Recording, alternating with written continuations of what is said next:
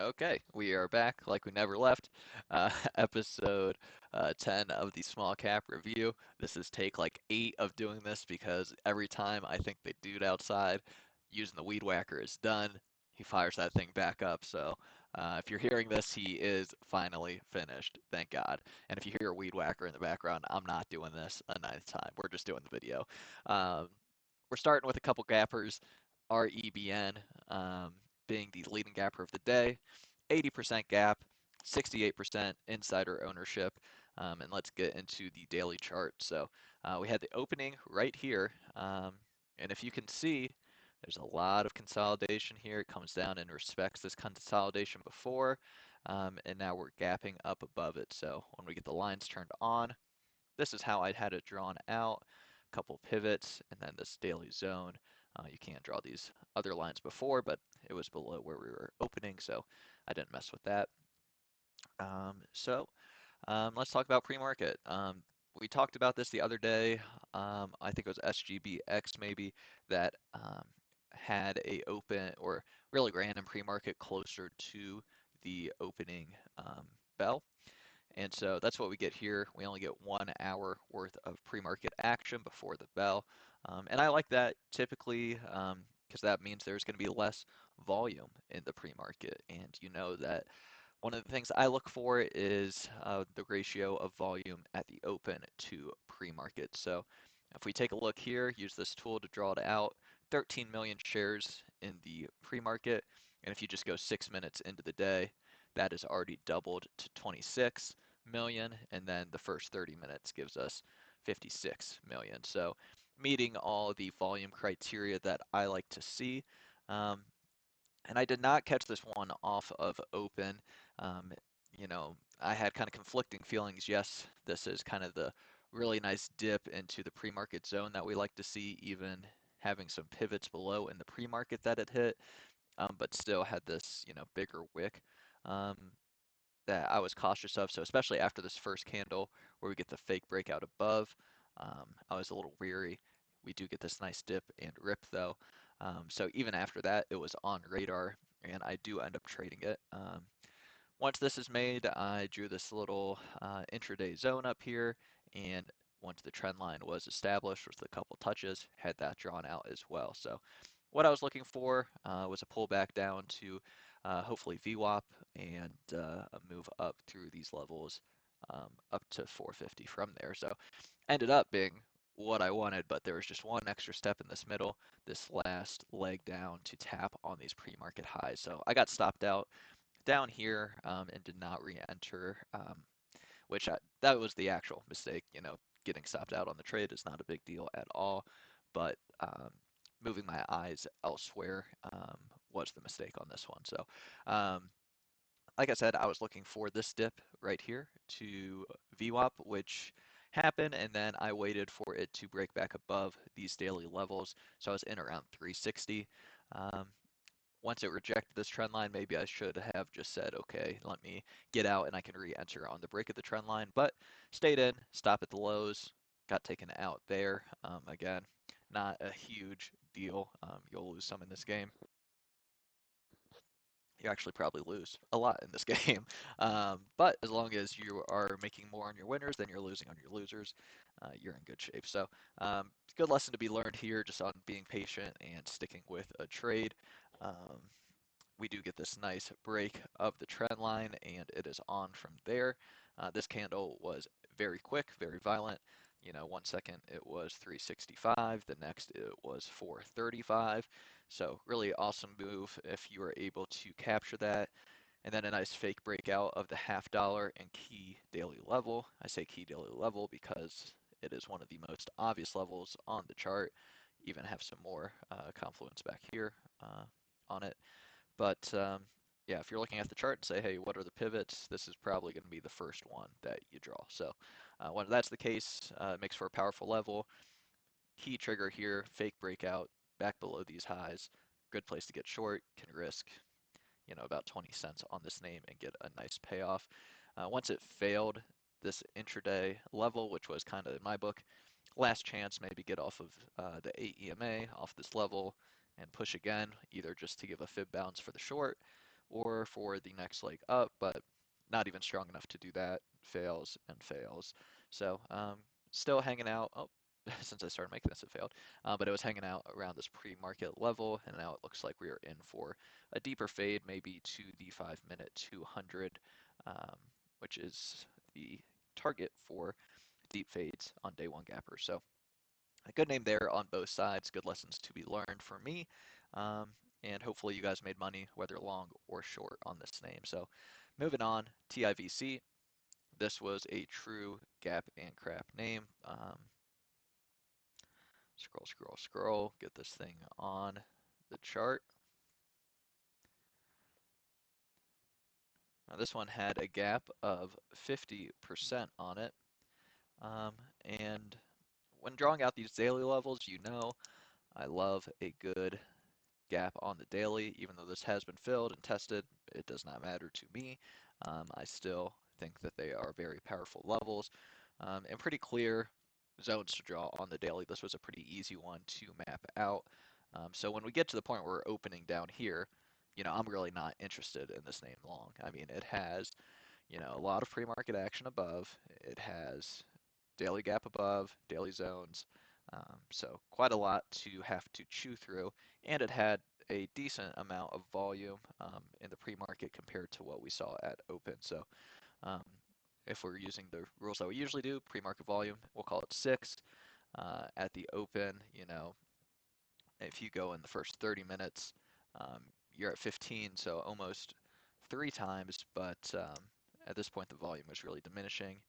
Um, you're saying, really only play you can think of is maybe going to, play some games in this gap, but it's just so many zones in between these pre-market zones, this opening low pivot, and it just never had the juice to get above it. So, um, like I said, a nice clean short play on it, up fake breakout above the daily zone at VWAP, this bottom of this consolidation from the pre-market. So a lot of things to be interested in there, and then a nice clean fade down to the 5-minute 200. So clean play on the short side on that name. Um, really don't have too much else to say about it. Just a example of a true gap and crap. Now we do get that kind of rangy short action in the pre-market where it's only got 30 minutes this time. But when you don't have the volume to match it and you get this deep fade from it, um, it makes it less likely to be able to push up. So moving on, since there's not too much on that one. Last one I will mention from the pre-market gappers list is ISUN. Now, ISUN gapped up 42% and actually gave us a really nice head and shoulders pattern on the intraday. But let's take a look and see what we can take from the daily. It does open at these kind of key levels, and there is a kind of a baby window gap in here too. This, I'll just draw it out so it's on the chart. And the level above it would be green as well. So yeah, it opens right below this level, fills that daily gap, a couple wicks above, fake breakout above. It does have this nice kind of pre-market zone that I had noticed. So we do get a nice dip down to it and do get a move to make this head and shoulders pattern. With the head and shoulders, it's common to see the right shoulder a little bit lower than the left, but another thing that you'll notice here, I am about the fib life. I've seen it too many times for it not to be a thing. You can say what you will, but what do we get? 61 to 78 fib right there. Nice topping pattern there. So once you see that and the move below, you can risk here, or if you're jumping in before you see the fails, a couple bullets, risking the high a day, and we get a nice fade back to the zone. Nice touch of the 5-minute 200. We see here why. It usually makes a good level for a target. Get this nice bounce off of it. So, hey, you could have played it short. Would have been a nice name. A nice, almost 30% fade, 25% on the name. And yeah, this was, like I said, I was never really interested in this one long, especially once we started to get all these upper wicks and this fake out. Yeah, we do get an absorption. and a nice like 20% move, 25% move coming off of these lows. Excuse me, but I had my focus elsewhere, mainly on REBN and this next name, which is the other one that I traded that I made up for my loss and then some, NIVF. Now, NIVF was a name that kind of had a recent history of running. No move that is super, super crazy, but we do have these, this initial spike day and then nice day two continuation, lower high position, and then a low volume pull back here. So pulled back to this daily daily zone that I had drawn out, made up of these pivots, this lower pivot, and it is coming off of it today. So you kind of see how that plays out in the pre-market, and we start to get this initial move up. Now, where I got interested and involved in this name was down here at this VWAP level. So I did see it kind of hit my scans, shortly before I entered. So um, it broke out into this fake breakout above the pre-market highs, and then it pulled back here. I saw it get absorbed and was interested, lower high back into the pre-market range, and then it made this nice, bottom wick candle here.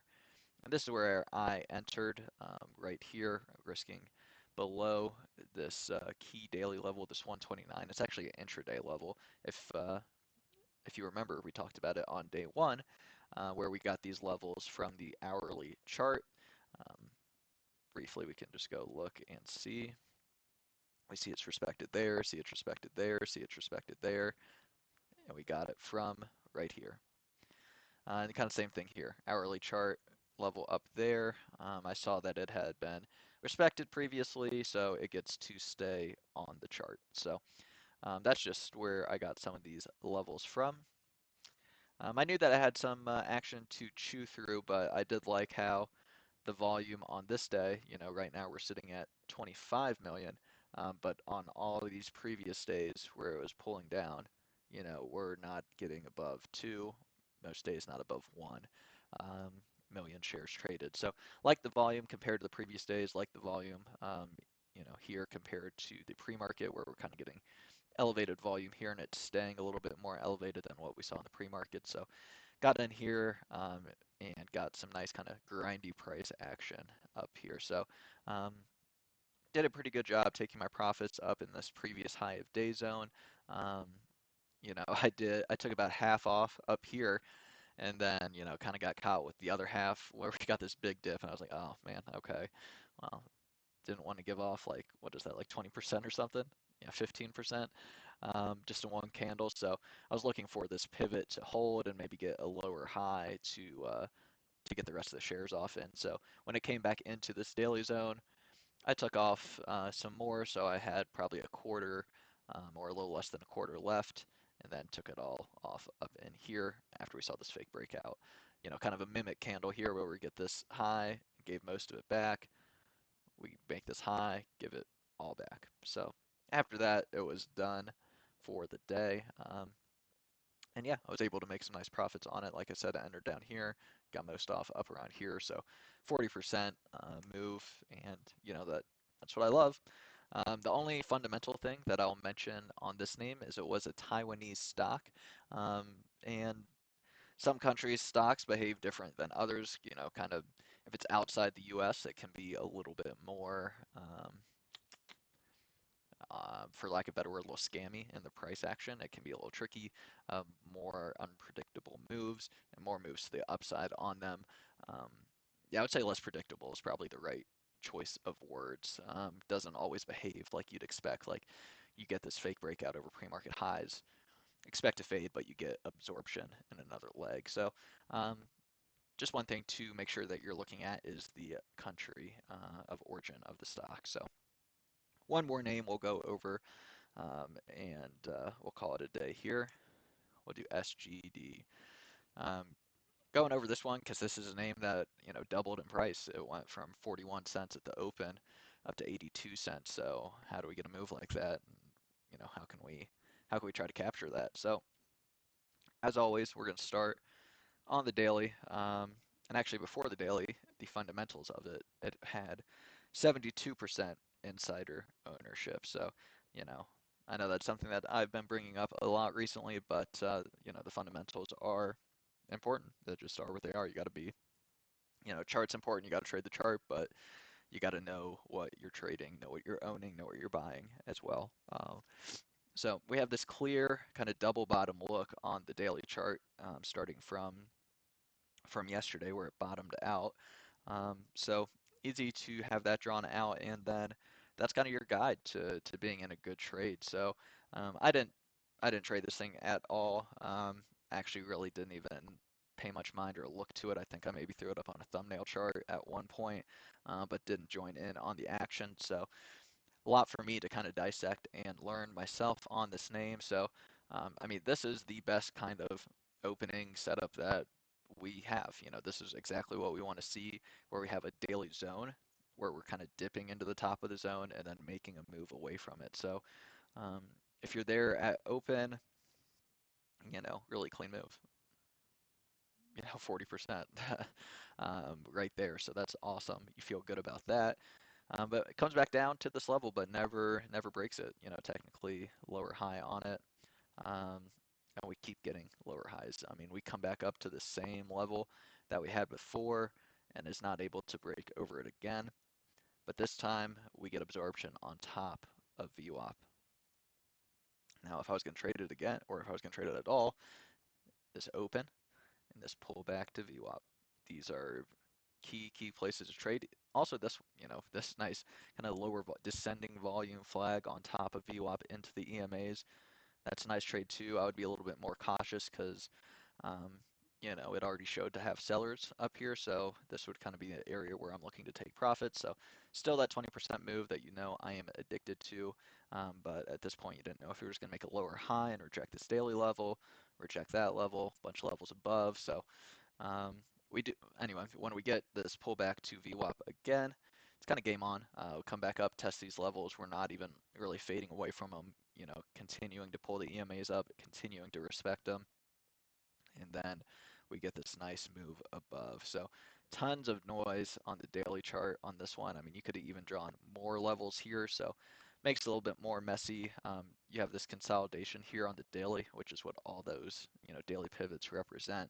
A lot of times stocks can have a difficult time breaking through here, but if we look here, we have clear area up top where it recently had trouble to. It's clearly, wanting to get pulled up towards this 80-cent level and sell off from there. So for whatever reason, but these are just the things that you have to notice when you're looking at the daily chart is, what areas are magnets? What does the stock have a history of doing? And you know, as I'm late to the play, I didn't draw out this daily zone here, so even more pivots in these daily zones. So kind of a tricky name in that regard. So we do chew through this daily consolidation, continuing to make higher lows until we kind of get this extension blow off move. In this one candle, we get a move up 20% on one candle into this very key level on the daily that we just talked about with all these previous pivots. Within the last week, it has tried and rejected twice, and it does it again a third time today. So nice rejection of that level, um, and then kind of just ping pongs. That's what you get when you have big consolidation zone on the daily with these three pivots. This daily zone above, it's just not going to be a really clean fade if you do get a short from here. So, um, interesting name to look at. Try to get some notes from. Like I said, I mean, I'm not upset that I missed it. Of course, would have been nice to, trade it perfectly and, double the money.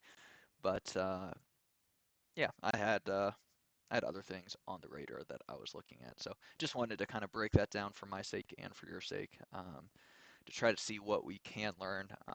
Just this was a fact that it had positive EMAs every step of the way, absorption of previous rejections, and um, it's good to see counter examples of what you're used to, where typically we'd see rejection of this big daily consolidation.